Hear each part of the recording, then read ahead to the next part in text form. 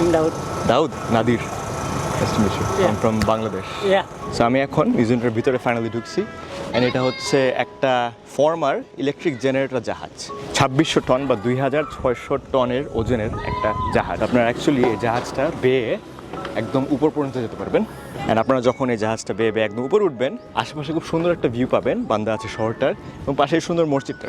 So obviously এতক্ষণে আপনারা বুঝতে পারছেন যে এই জাহাজটা সমুদ্রের মধ্যে না, এটা মাটির মধ্যে এবং এটা সমুদ্র থেকে অ্যাকচুয়ালি 1-1.5 কিলোমিটার মতো দূরে। কিন্তু এই জাহাজটা কিভাবে এখানে আসলো সেটা হচ্ছে খুবই ট্র্যাজিক একটা স্টোরি এবং যেটার কারণে এটা আজকে একটা মিউজিয়াম। 2004 সালের ডিসেম্বরে যখন একটা ভূমিকম্প হয় ইন্ডিয়ান ওশনের মাঝখানে, তখন সুনামি হয় এবং সুনামিতে 20-30 মিটার উঁচু ঢেউ এসে এই শহরটাকে পুরো মানে অলমোস্ট ওয়াইপ আউট করে দেয়। অ্যান্ড তখন এই জাহাজটা যেটা 2-3 কিলোমিটার দূরে ওইদিকে সমুদ্রের মধ্যে ছিল, এই ঢেউয়ের সাথে এখানে চলে আসে, এসে এখানে একটা বাড়ি ছিল বা 2টা বাড়ি ছিল, বাড়ির উপর সে ক্র্যাশ করে, বাড়ির সবাইকে মেরে ফেলে এবং বেসিক্যালি এখানে এসে আটকে যায় এবং এই জন্যই আজকে এটা এখন একটা মিউজিয়াম সেই সুনামির মেমোরিয়াল।